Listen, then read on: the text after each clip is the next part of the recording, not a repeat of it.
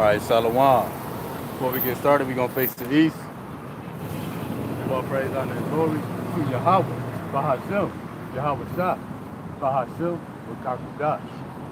And we give it all praises to the Most High, whose true name in Hebrew is Yahweh, the name of his only begotten Son, whose true name in Hebrew is Yahweh Shai, and the Holy Spirit in Hebrew, which is the Rakakudash. Double honors to the elders and apostles and the Holy Spirit, who taught us his truth. Honors to the brethren doing the work to push the gospel, risking their life and freedom to do so. Peace and blessings to the hopeful elect, which will be 1/3 of all Negroes, Latinos, Native Americans, and Seminole Indians who make up the 12 tribes of Israel, and then 1/3 of those people who will receive salvation. Now we turn it back to the Most High right now. Back with another lesson through the power and spirit of Yahweh Shah. This comes Psalms of War number 11. Just an in-depth breakdown of the book of Psalms.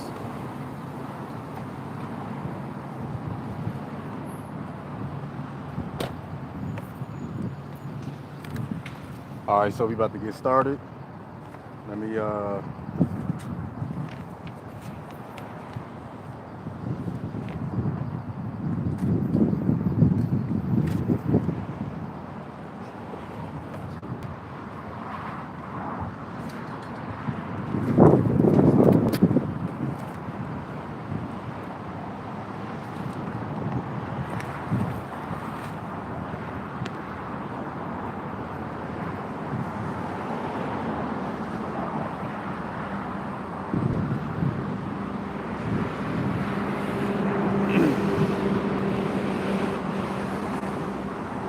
All right, so Psalms 11 and 1. In the Lord Yahweh, Bahashem Yahweh Shai, I put my trust. How say ye to my soul, flee as a bird to your mountain? So flee as a bird to your mountain. What does that mean? Hey, Shalom to daughter Yahweh and the other people that tuned in. Yahweh Bahashem Yahweh Shai Barakadah. So flee as a bird to your mountain.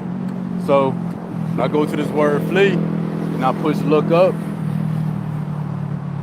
it says to run away from a place or a situation of danger. Run away from a place or situation for danger. So again, Psalms 111 and 1. In the Lord I put my trust.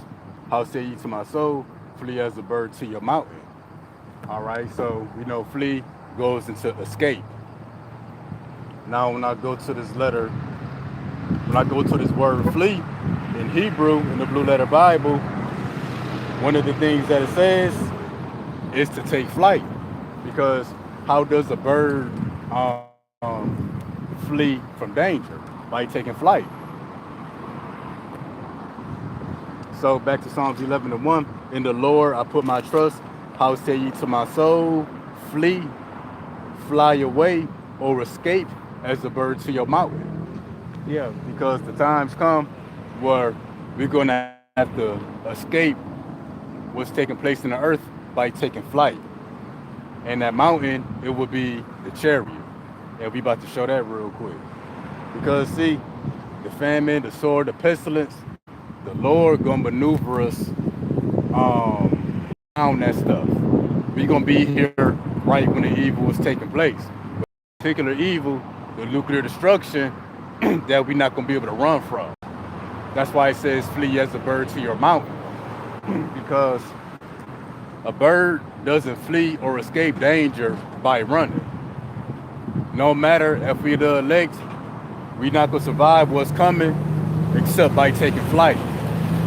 All right, so now we're going to read Psalms 11 and 1 again. Then we're going to go to the book of 2nd Ezra. We're going to show that that mountain is really a chariot. And that's the thing too. When the bird takes flight, when a bird flees from danger or escapes danger, it goes to higher ground. And that's going to be the case with the elect. You know, with the sword and the famine and the pestilence, we're going to be here on the ground while it's taking place, but the Lord going to move around it. Well, that nuclear destruction, we're going to have to flee to higher ground. That being the mountain, the chariot of the Lord. All right, so we're going to read this, Psalms 11 and 1 again. In the Lord I put my trust. How say ye to my soul, flee as a bird to your mountain? You know, a bird flees, escapes by taking flight, usually going to a higher level or higher ground. All right, so now we're going to come to the book of 2nd Ezra. We're going to start at 13. We're going to get verses 1 through 7. Now, this is the vision that Ezra had of Yahweh Shai and the armies of heaven making war with the armies of the earth. And it came to pass after 7 days, I dreamed the dream by night. And lo, there arose a wind from the sea, that it moved all the waves thereof. And I beheld, and lo, that man waxed strong with the thousands of heaven. So when you got thousands, a high number of anybody, that's considered an army. That's why the Lord is referred to as the Lord of hosts. That's why he says, I am a man of war. All right, so, and I beheld, and lo, that man waxed strong with the thousands from heaven. And when he turned his countenance to look, all things trembled that were seen under him. So this is dealing with what's taking place above the earth.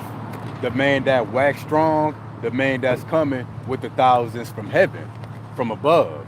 And they said what? Everything under him is going to tremble. Meaning what? Everything that's on ground level here on the earth.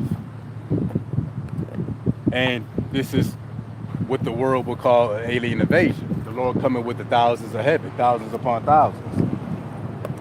And whensoever the voice went out of his mouth, all they that burned that heard his voice, like as the earth that filleth when it filleth the fire. So all that burned that heard his voice. So when the Lord gives the order or the command, chariots gonna start zapping folks and destroying everything. So that's what that is. All right. And it says, like as the earth filleth when it filleth the fire. So that's where you saw the white man get laser beams, all that. That's a chariot fire coming from the thousands of heaven on them angelic vehicles, what the world calls UFOs. And after this I beheld, and lo, there was gathered a multitude of men out of the number from the four winds of the heaven. The four winds of the heaven, that's from one end of the earth to the other. Northwest, east, and south. All men, all militaries of the earth, they're going to come together. To do what? To subdue the man that came out of the sea. So the man that came out of the sea, that's talking about Yahweh Shai. And that's not talking about the literal ocean, but it's talking about the heavens above. Because the sea in Hebrew is Shemayim. And that's the same word for heavens in Hebrew. Because up there is like into a sea, a mixture of elements, so on and so forth. But the armies of the earth, they're going to try to subdue or overthrow Yahweh Shai in the host from heaven. That's where you get movies like World of Worlds, Independence Day. They know ain't no such thing as aliens, but that's the Son of God himself. And he says that he's going to come in the glory of his Father. All right, and beheld, and lo, he had graved himself a great mountain and flew upon it. So yeah, it says Yahweh Shai graved himself a great mountain and flew upon that mountain. Mountains don't fly, well, lets you know it's not a literal mountain. But anything that comes from above to the earth and it flies, it's technically a UFO. Unidentified flying object, unidentified by the wisdom of this world. But we know it to be the world calls UFO. In the Bibles, it would be the chariots of the Most High. So again, they said he graved himself a mountain and flew on it. Why is it likened to a mountain? Because it's going to be huge. It's going to be bigger than the earth itself.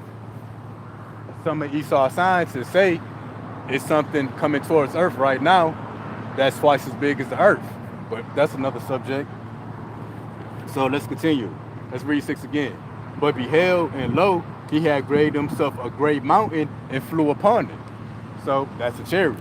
And that links up with Psalms 11:1. In the Lord I put my trust. How say ye to my soul, flee as a bird to your mountain. So the same mountain that Yahweh Shai is flying on That's the mountain we're going to flee to. That's the mountain we're going to flee to, being higher ground to escape the nuclear destruction.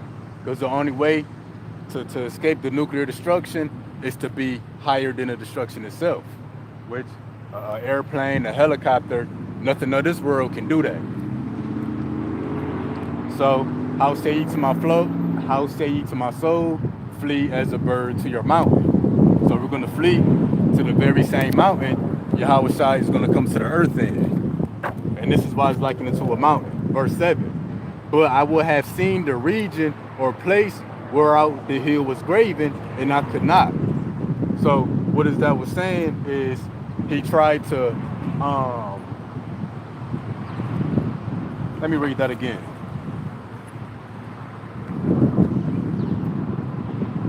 But I would have seen the region or place wherein the hill was graven, but I could not. So Ezra couldn't see where it came from. And nor could he see the beginning of it or the end of it. It just filled up the entire sky. So he tried to see, where it came from, tried to describe to you the size of it, but he couldn't. That's that same mountain we're going to flee to. So let me jump to the notes real quick. We also going to go, I'm going to read 6 and 7 again, then we're going to jump to John. But I beheld, and lo, he had graven himself a great mountain and flew upon it. That flying mountain, the chariot, world calls UFO, the fathership. But I would have seen the region or place where about the hill was graven, and I could not. Okay, so now that's the same mountain we're going to flee to as a bird to escape what's taking place in the earth, that being the nuclear destruction. So we're going to come to the book of John 17 and 15.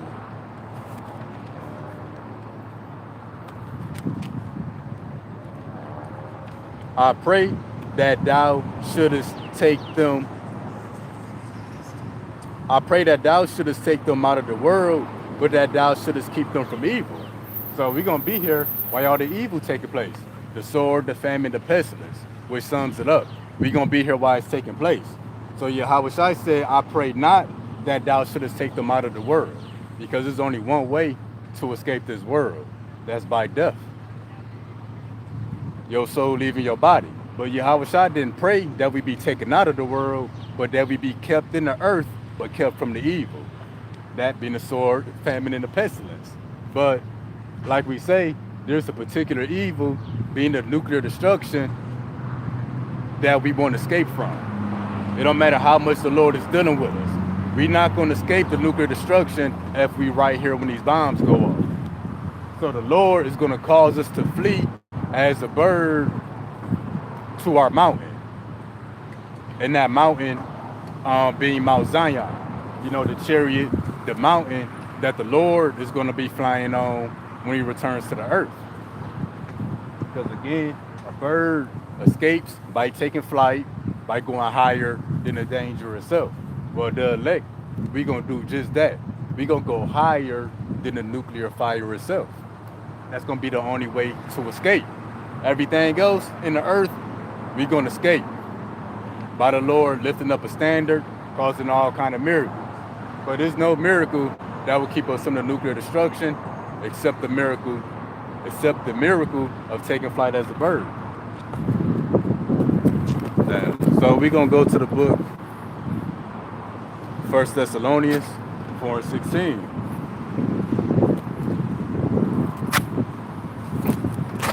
To show that we actually going to fly as a bird to that great mountain, that chariot that the Lord is returning back on. So 1 Thessalonians 4 and 16, and this is our hope. This is the thing, this is really the only thing we hope for. Nothing else don't matter. Nothing else gonna matter when no nuclear missiles come into America. So 1 Thessalonians 4 and 16, for the Lord himself shall descend from heaven with a shout. Yeah, he's gonna descend to the earth with the thousands of heaven on that great mountain, and with many other chariots, but that great mountain being a fathership, bigger than the rest. For the Lord himself shall descend from heaven with a shout, with the voice of the archangel, and with the trump of God. And the dead in Christ Hamashiach shall rise first. So those who die in this truth, you know, those who, they died for the sake of the gospel, or they died in the truth. Then we, which are alive, meaning we still here in the earth, when the missiles are about to hit America, then which we are alive and remain shall be caught up together with them in the clouds. Who are them in the clouds? The dead in the truth, who's going to rise first to meet the Lord in the air. All right, then which we are alive and remain shall be caught up together with them in the clouds to meet the Lord in the air. So shall we be ever with the Lord. So how are we going to meet the Lord in the air? We're not going to just be floating in the clouds, but that's back to 2nd Ezra 13, verse 6. But beheld, and lo, he had graved himself a great mountain and flew upon it. Well, we gonna fly on that same mountain. We're going to fly on the same chariot that the Lord himself is flying on to be with the Lord from that point for the rest of forever. So we're going to jump back to the book of Psalms.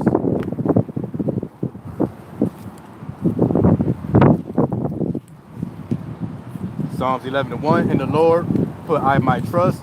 How say ye to my soul, flee as a bird to your mind. So we trust in the Lord to take us up, causing us to take flight, to flee to the chariot where he is at. Verse 2. For lo, the wicked bend their bow. They make ready their arrow upon the string, that they may privily shoot at the upright in heart. Who's the upright in heart? That would be the righteous. The true worshipers, the saints that got the commandments of Yahweh and the testimony of Yahweh Shah. So also, we're going to jump to the book of Psalms chapter 64, but I'm going to read verse 2 again. For lo, the wicked bend their bow, they make ready their arrow upon the string, that they may privily shoot at the upright in heart. So all World War III really is about, it's about money, it's about this, it's about global domination, but really is all orchestrated in World War III is to really exterminate, to destroy the upright in heart. On the world stage, it looks like it's a drama that's playing out simply to destroy the elect. They figured nuclear fire would do it. But again, the wicked bend their bow, they make ready their arrow upon the string, that they may privily shoot at the upright in heart. So what is the bow and arrow? It's a couple things according to scripture. So we're going to hit Psalm 64:3, because the bow and arrow, it could be bitter words. So let's explain. Psalm 64:3. This is concerning the wicked. Let me go up a verse. Hide me from the secret counsel of the wicked, from the insurrection of the workers of iniquity. One of those secret councils is World War III. All the world leaders get together and talk about how they're going to make it happen. It looked like it's a real drama to the world, which it is a real drama, but the reason for all of it is to destroy the elect. All right, who wet their tongue like a sword and bend their bows to shoot their arrows, even bitter words. In the NLT, it reads, they sharpen their tongues like swords and aim their bitter words like arrows. So bitter words, the laws, legislation, the policies that Esau speak into law to target Israel. The deceit, the misinformation, the lies that they told to the world. It was really directed at Israel. Like what? The 3-strike law. You get caught for any crime, 3rd time, life in prison. The Woody Lynch letter. If you know, you know. That was directed or targeted at Israel. Because again, it says they shoot. Let me read it. It reads, who wet their tongue like a sword and bend their bows to shoot their arrows, even at bitter words. So a weapon has a target. And Esau When he speak his draconian laws, his unrighteous decrees, his lies, his deceit, his misinformation, when he slander Israel, lie on us, speak against us, speak about this ministry as evil, everything he speaks has a target, and it's targeted at Israel. But what's going to be the last thing that he speaks in which is targeted at Israel? The last thing he's going to speak is fire off the nukes. Yeah, they going to say fire off the nukes at America, but that's really spoken against us, because the majority of Israel is right here in the America. So they laws and legislation, they policies, they hate speech, they slander, they lies, the way they deceived us, that was targeted at us. But when they give the order to let off the nuclear missiles, that's really targeted us. That's really targeted at us as well. So back to Psalms 11:2, for lo, the wicked bend their bow, they make ready their arrow upon the stream, that they may privily shoot at the upright in heart. So yeah, the words, everything they speak, as far as the wickedness that they speak, is directed at us, even when they give the order to shoot the nuclear missile. Also, those bow and arrows in the scripture also represent the nuclear missiles as well. So we're going to go into that. We're going to hit Psalms 58:7.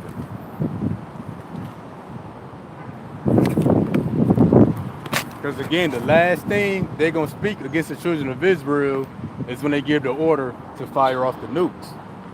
So we're going to show that the nukes are the bow and arrows as well. Let them melt away as waters which run continually. When anything melts, it's liquefied, which is how you get the lake of fire. But let's read it all the way through. Let them melt away as waters which run continually. When he bendeth his bow to shoot his arrows, let them be as cut in pieces. So when he bend the bow to shoot his arrows, meaning the nuclear missiles are shot, it's going to cause everything, it's going to cause the elements to melt by fervent heat. America is going to be turned to the lake of fire. The ground itself is going to be melted, completely liquid. And all life forms going to be evaporated, turned to dust. All right, so also too, we're gonna read Psalms 11:2 again.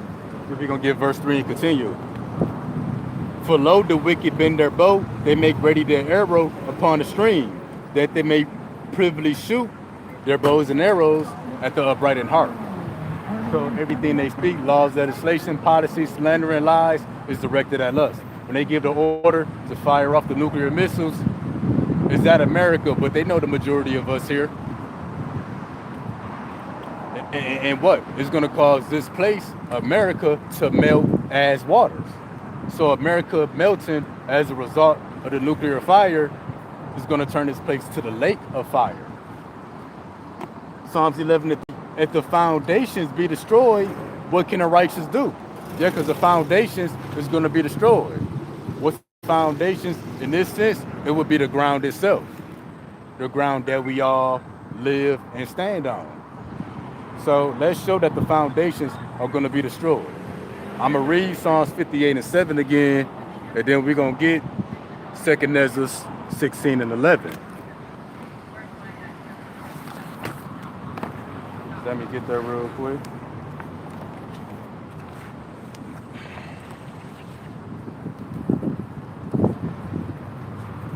Okay. Damn, I wish I had kept that. Let me see.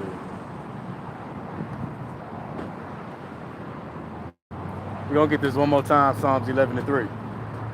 If the foundations be destroyed, what can the righteous do? Yeah, the foundations are going to be destroyed. By why?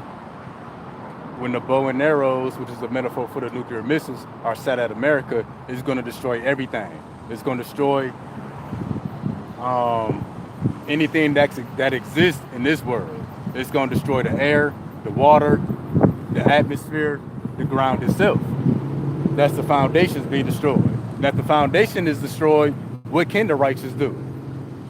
yeah, on this very same foundation, we're going to escape the sword, the pestilence, and the famine.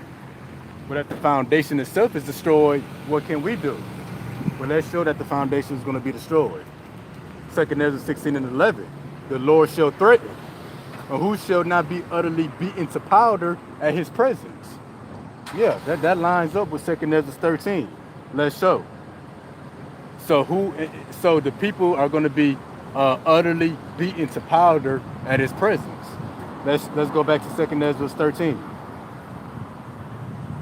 And I beheld, and lo, the man that waxed strong with the thousands of heaven. When he turned his countenance to look, all things trembled that were seen under him. And whensoever the voice went out from his mouth, that's him giving the order, all they burned that heard his voice, like as the earth filleth when it filleth the fire. So that's all things being beaten to powder at his presence. You think about War of the Worlds. When them laser beams got the zapping stuff, that was them being beaten to powder. All right, so back to 2 Ezra 16. The Lord shall threaten, who shall not be utterly beaten to powder at his presence. The earth quaketh. The earth is going to rock to and fro like a drunkard as a result of the nuclear missiles. And the foundations thereof, that's the ground itself.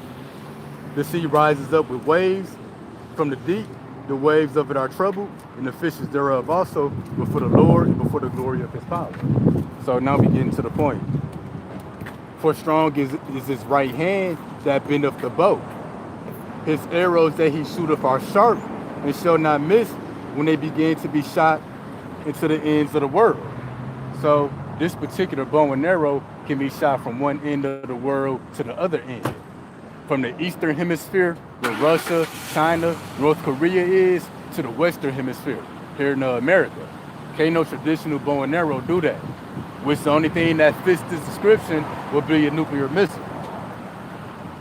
Behold, the plagues are sent, and shall not return again until they come upon the earth. The fire is kindled, and shall not be put out, till it consume the foundation of the earth. So the very foundation, the very ground that we stand on, is going to be consumed. That's why, again, Psalms 11 and 3, if the foundations be destroyed, what can the righteous do? Verse 16, let me read 15 again. The fire is kindled, and it shall not be put out, till to consume the foundation of the earth. Like as an arrow, which is shot of a mighty archer, returneth not backward. Even so, the plagues that shall be sent upon the earth shall not return again. So yeah, the foundation of the earth is going to be consumed by that nuclear fire. Again, that's why Psalms 58 and 7, let them melt away as waters, which run continually, when he bent up the bow to shoot his arrow. So yeah, the very foundation of the earth itself is going to melt. That's why it's called the lake of fire. So also 2 Ezra 15 and 23. The fire is gone forth from his wrath. It hath consumed the foundations of the earth, and the sinners like the straw that is kindled. So yeah, the foundation of the earth being consumed is to consume the wicked itself. Because there's going to be nothing that the wicked can do in that day. It's going to be nothing that the righteous can do. Which is why Psalms 11 opens up by saying, you know, flee as a bird to your mountain. Because the elect ain't going to be able to do anything in that day. When the foundations of the earth, the very ground itself, is turned to liquid. The righteous ain't going to be able to do nothing but expect and hope to go up to the mountain of the Lord.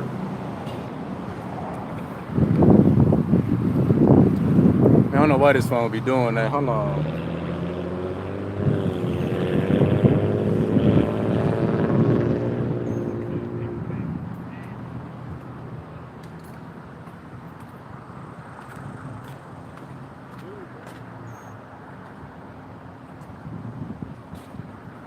All right, so we're going to read Psalms 11 and 3 again, then we're going to jump to the book of Luke 21 and 28. Anybody And alive, if y'all could let me know if it's still going, if it's still good. Thank you in advance if you're able to.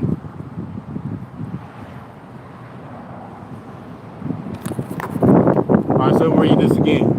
The fire is gone forth from his wrath and has consumed the foundations of the earth, and the sinners like the straw that is kindled.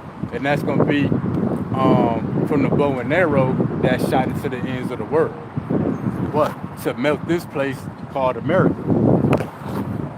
And again, Psalms 11:3, if the foundations be destroyed, what can a righteous do? Ain't nothing that the righteous can do but expect to go up. And that's why Luke 21:28, it reads, and when these things begin to come to pass, then look up and lift up your heads, for your redemption draweth nigh. So when the very foundations of the earth are melted, only thing we can do is hope to go up. That's why the scriptures commands us to look up. Because when we will see these signs coming to pass to signify that we at the end, we will realize that our salvation draweth nigh. Because we see the beginning of our salvation right now. What the world calls UFO sightings. And a majority of the UFO sightings in the earth, majority of them take place in America. All the alien invasion movies, majority of them take place in America. Why? Because it's this same place where the foundations are going to melt, in which the righteous, they're going to flee, take flight as a bird to escape the nuclear destruction, to flee to the mountain of the Lord, that being a chariot to meet them in the air, above the fire itself. Now to continue, we're going to hit the book of Psalms 11:4.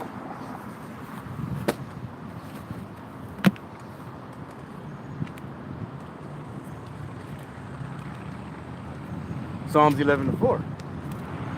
The Lord is in his holy temple. The Lord's throne is in heaven. His eyes behold, his eyelids try the children of men. So yeah, why did it go from saying if the foundations of the earth be destroyed, what should the righteous do?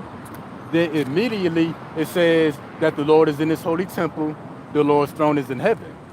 In other words, the throne of the Lord is going to be in the air, above the nuclear destruction. That's why it made such a jump. Talking about the foundation is going to be destroyed, then talks about the Lord and his throne is in heaven. It's in the air. No, that just ain't a random jump. It flows perfectly well when you understand prophecy. And it's that very same place, the throne of the Lord being in heaven, being in the air above the earth, is where we're gonna escape to.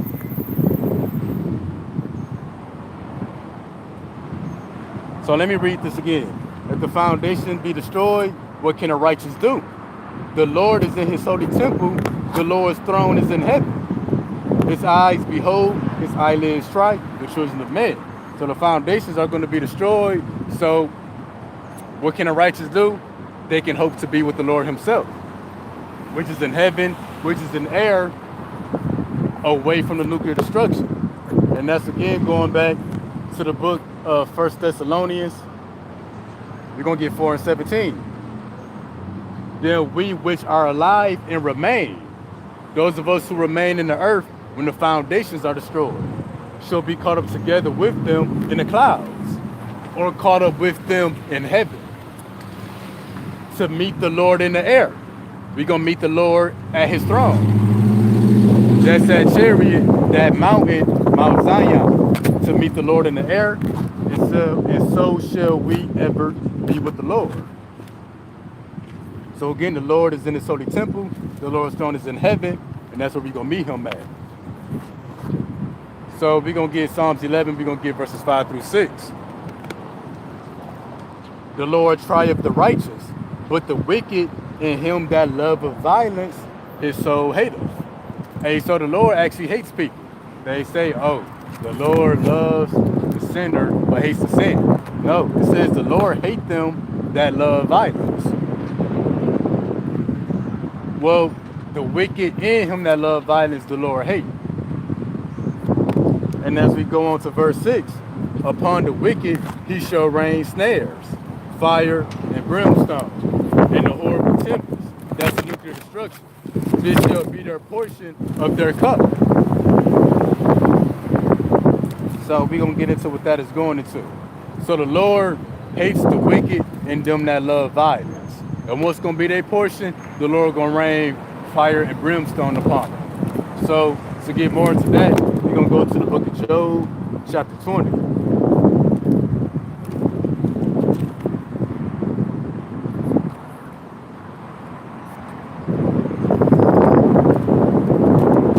And I believe we're going to start at verse 19. Job 20 and 19.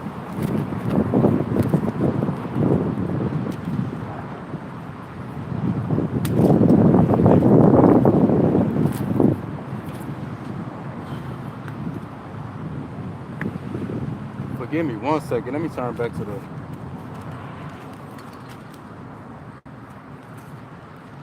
Okay.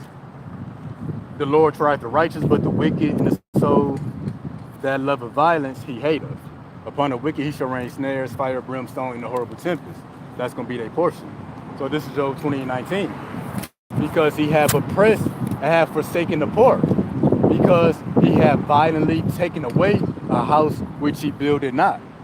That can only be Esau. It's him who oppressed the man in his heritage. It's him who take houses and lands in entire countries by violence. It's Esau, the white man who take people by violence and put them in slavery. And again, Psalms 11 and 5, the Lord trieth the righteous, but the wicked and him that loveth violence is so hater. So this is going into the oppression of the white man. He who take something that doesn't belong to him and take it by violence. Surely he should not feel quietness in his belly. So what's that quietness in his belly? That belly represents the mind. What's quietness? That represents peace. So he's not going to have a peace of mind. After all the violence and wickedness that he's committed in the earth, he shall not save of that which he desired. And what is that which he desired? The very same things he's taken away by violence. He's not going to save any of it. He's not going to take any of it with him. But in fact, it's all about to be taken away from him. Therefore shall none of his meat be left.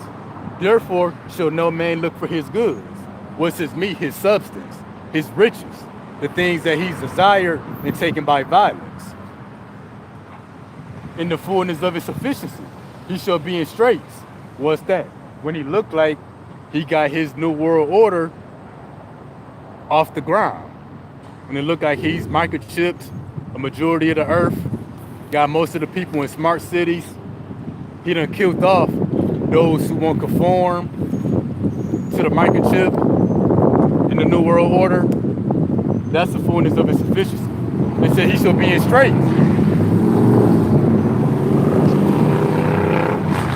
Meaning he's going to be in a place of difficulty.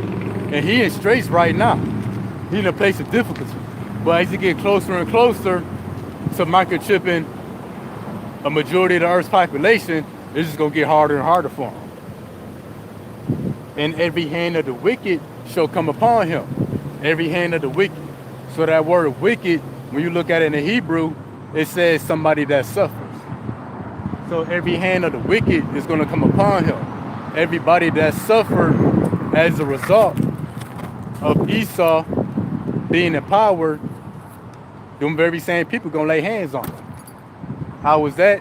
All these countries that possess nuclear weapons, all their hands gonna push that button. And every hand of the wicked is gonna come upon him in the form of those nuclear missiles.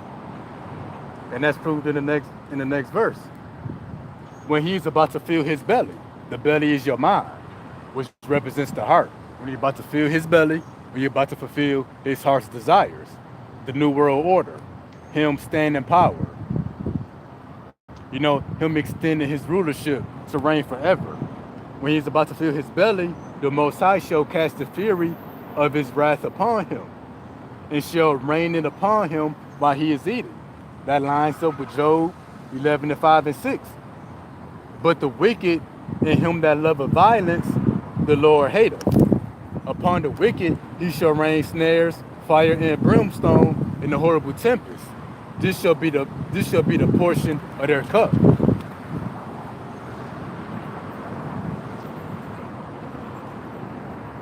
Okay, when he's about to fulfill his belly, his heart's desire, God shall cast the fury of his wrath upon him, and shall rain it upon him while he is eating. We know Isaiah 13 say, the beauty of the Chaldees' excellency shall be as when God overthrew Sodom and Gomorrah. How did the Most High overthrow Sodom and Gomorrah? He rained fire and brimstone up it. It was an aerial attack. The fire and the brimstone came from above. And that's going to be the same with the nuclear destruction. That's going to be the Lord raining fire and brimstone on America by the form of nuclear missiles. Which Wisdom of Solomon 16 and 16, it speaks about a strange rain, strange showers. That's the nuclear missiles. Verse 24, he shall flee from the iron weapon. What's the iron weapon? That's the nuclear missile. You know, it's pretty much made out of metal. He shall flee from the iron weapon, and the bow of steel shall strike him through. It is drawn, cometh out of the body. What's the body? That represents the earth. Because a good portion of the nuclear missiles, they stored underground. He shall flee from the iron weapon, and the bow of steel shall strike him through. It is drawn, it cometh out of the body. Yeah, the glittering sword cometh out of his gall. Sarahs are upon him. What's that glittering sword? That's a nuclear missile. As it glitters and flames and burns as it's shot from one end of the earth to the other. You know, being America. All darkness shall be hid in his secret places. A fire not blown shall consume him. It shall go ill with him that is left in his tabernacle. The heavens shall reveal his iniquity. The earth shall rise up against him. We see that right now. His iniquity, all his dirt is being revealed. The earth is rising up against him. The increase of his house shall depart. What's the increase of his house? His riches, the things that he's desired, the things that he has taken by violence. It said it's going to depart. How is it going to depart?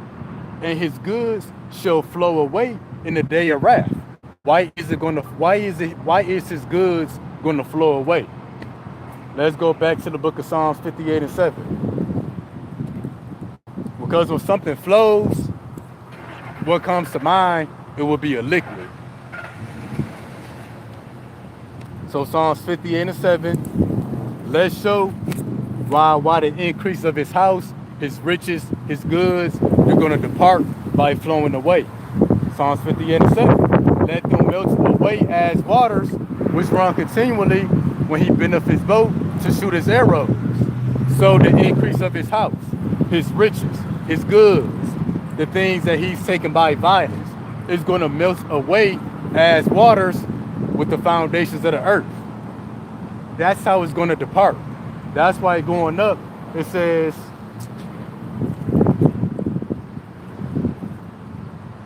he shall not save of that which he's desired. So the Lord going to take everything that Esau took in the nuclear destruction. His goods are literally going to flow away in the lake of fire. So we're going to finish up Job chapter 20. And it said what? This is the portion of a wicked man from God, and the heritage appointed unto him by God.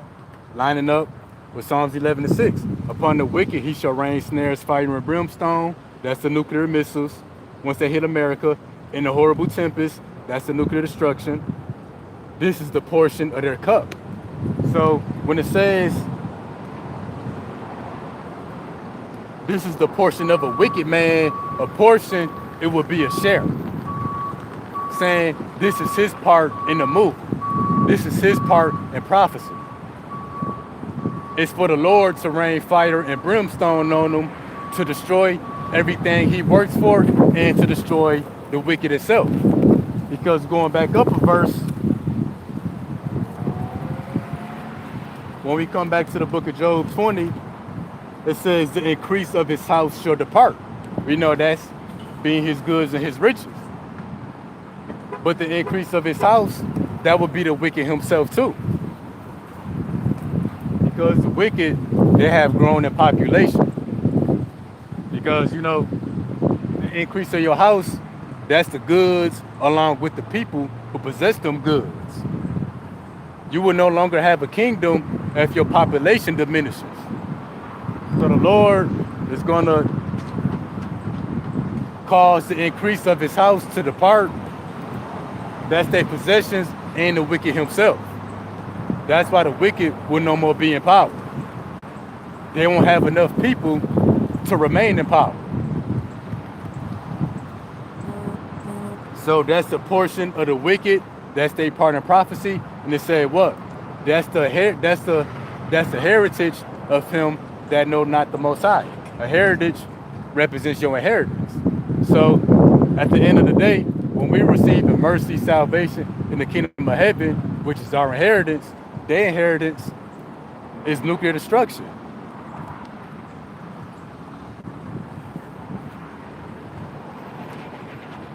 And we're going to build on that in the book of Job 18. We're going to get 15 through 21. To show more of the portion of the wicked and their inheritance. It shall dwell in his tabernacle because it is none of his. Remember what we got? The wicked that oppress the poor and take of his house by violence. So that's why it says, it shall dwell in his tabernacle because it is none of his. All that Esau got, none of it belongs to him. It shall dwell in his tabernacle because it is none of his. Brimstone, being the nuclear destruction, shall be scattered upon his habitation. So another word for scatter would be rain. That's why in the news they may say it's going to be scattered showers. So yeah, brimstone is going to be scattered upon the wicked. His roots shall be dried up beneath, and above shall his branch be cut off. That's a metaphor. That goes into the family tree or the bloodline of the wicked. How do you completely destroy a tree? You got to cut it down from above, and you got to dry up the roots from beneath. Well, that represents the heritage of the wicked, Esau, Edom. Again, that's why 20 it says that the increase of his house shall depart. Not only their richest possessions, but the wicked himself, who got those riches by taking them by force. His remembrance shall perish from the earth. He shall have no name in the street. He shall be driven from light into darkness and chased out of the world. He shall neither have son or nephew among his people. See, that's the increase of his house departing. Not only his riches, but his population. He shall have neither son nor nephew among his people, nor any remaining in his dwellings. That's why Obadiah 1:18, there will be none remaining of the house of Esau, for the Lord has spoken. They that come after him shall be astonished at his day, as they that went before were affrighted. So one day, Esau gonna have everybody in fear. The very next day, everybody gonna be in shock. Like damn, this man is no more. Because just 24 hours ago, he had the whole world in fear. Less than 24 hours later, the Lord reduced him to nothing. But what? Utterly beat him to powder. Surely such are the dwellings of the wicked. And this is the place, this is the portion of him that knoweth not Yahweh Bahashem Yahweh Shai. And that don't only include Esau Edom, but the 2/3 of our people. Those who don't know Yahweh Bahashem Yahweh Shai. They refuse to know him. They reject the word. Or they deem it as less important than the affairs of this world, such as family matters, paying bills. That's the same as not knowing the Lord. So back to Psalms 11, we're going to read 5 and 6 again. Then we're going to hit the last precept. Shalom.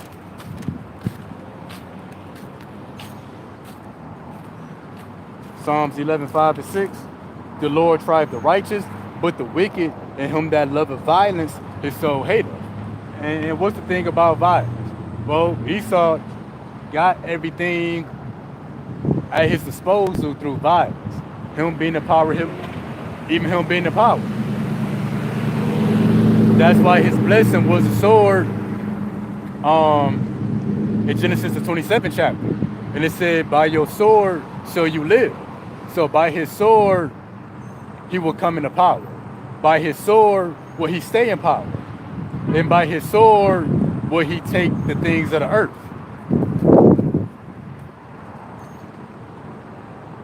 Upon the wicked he shall rain snares, fire, and brimstone. That's the iron weapon. That's the bow of steel. This shall be the portion of their cup.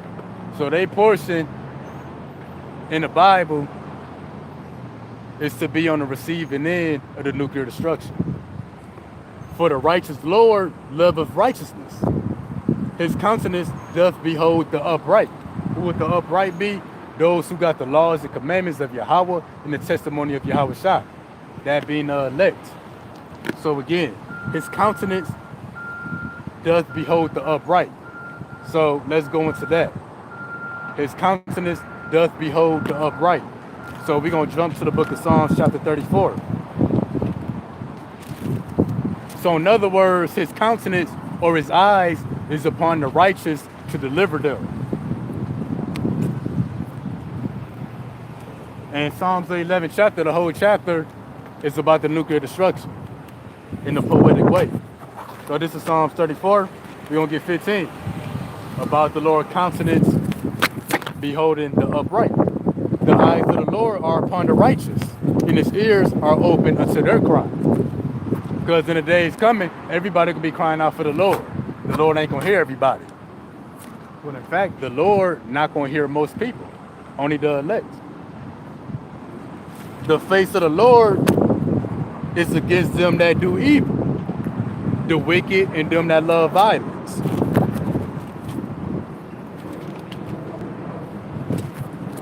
All right, the face of the Lord is against them that do evil, to cut off the remembrance of them from the earth. So cut off the remembrance of the evil from the earth, and the evil comes from the wicked. In this case, the head of the wicked being Esau, Edom, the white man, and everybody else that's a part of that body. And again, that lines up with Job 18. Because remember what Job 18 said. Let's go back to it real quick.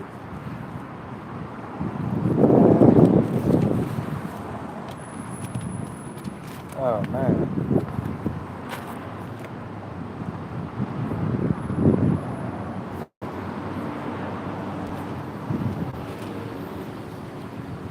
It said what?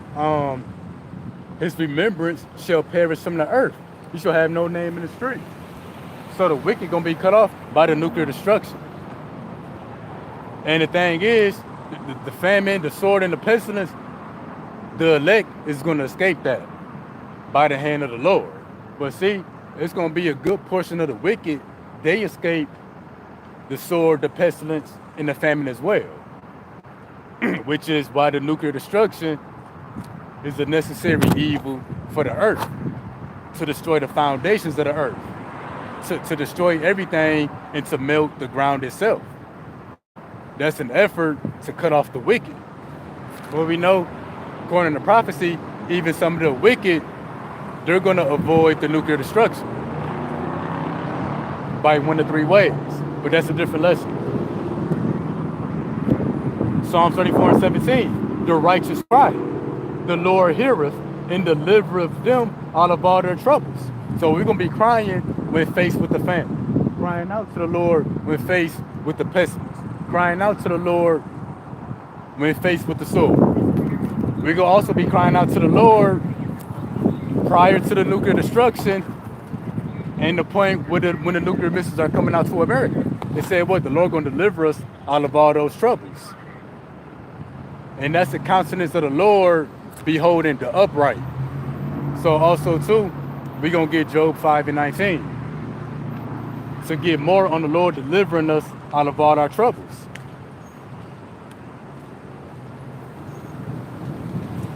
Job 5:19. He will deliver thee in 6 troubles. What's the 6 troubles?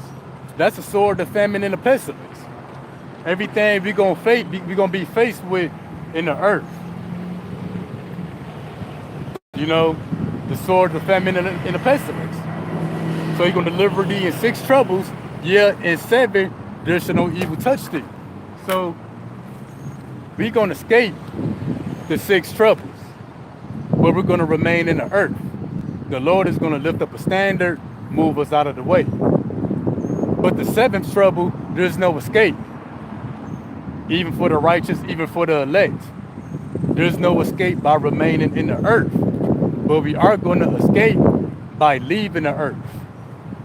So it's a precept I want to go back to. We're going to go back to John 17 and 15.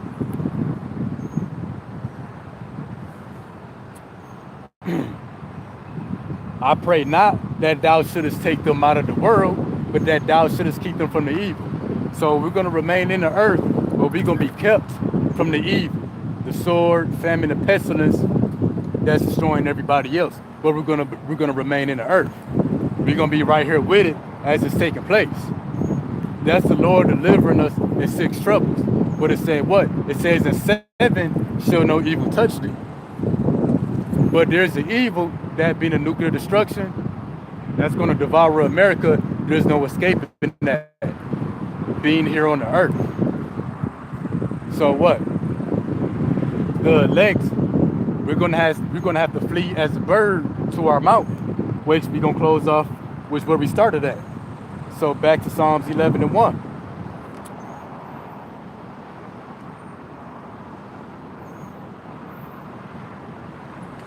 All right, Psalms 11 and 1. In the Lord put I my trust. How say ye to my soul, flee as a bird to your mountain? So now we understand why we have to flee or escape as a bird. Take flight, move to higher ground to save our souls.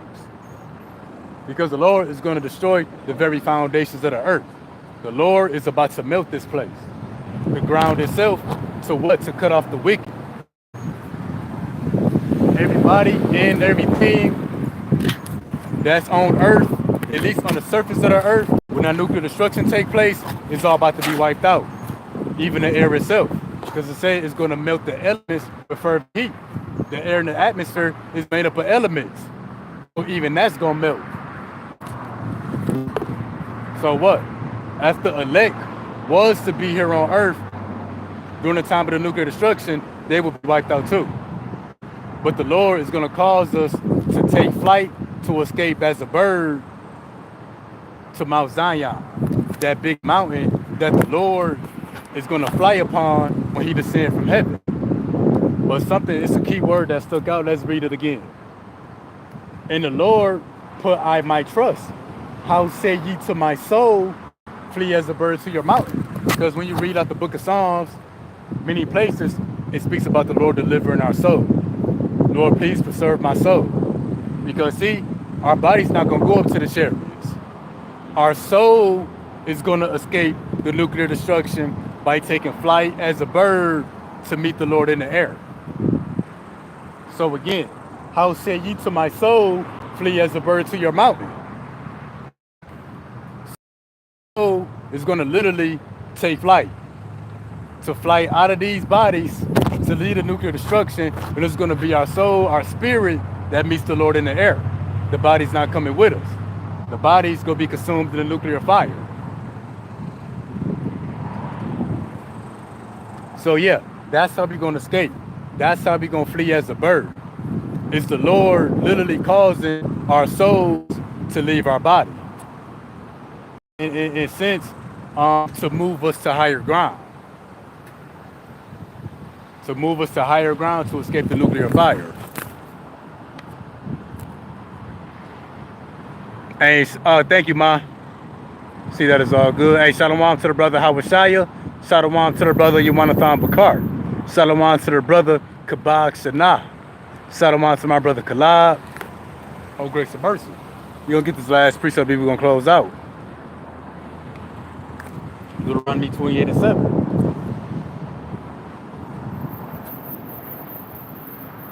Deuteronomy 20:7. The Lord shall cause thine enemies that rise up against thee to be smitten before thy face.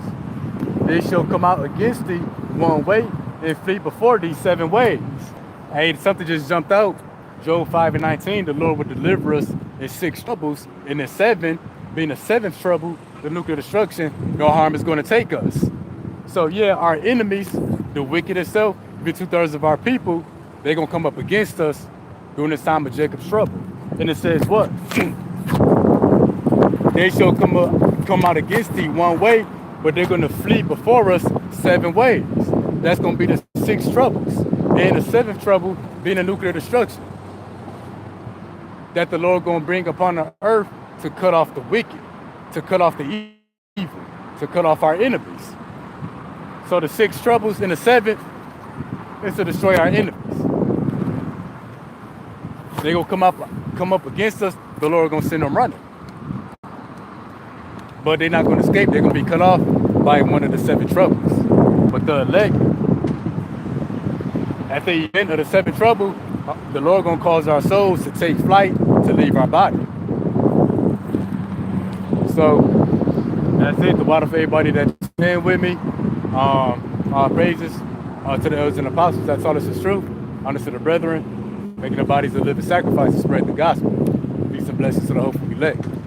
But the water for those that tune in will tune in later and love me some precepts and salute it. So call Allah Yahweh, Bahashem, Yahweh Shah, Bahashem, Bakakudah. All right, till the next time, Shalom.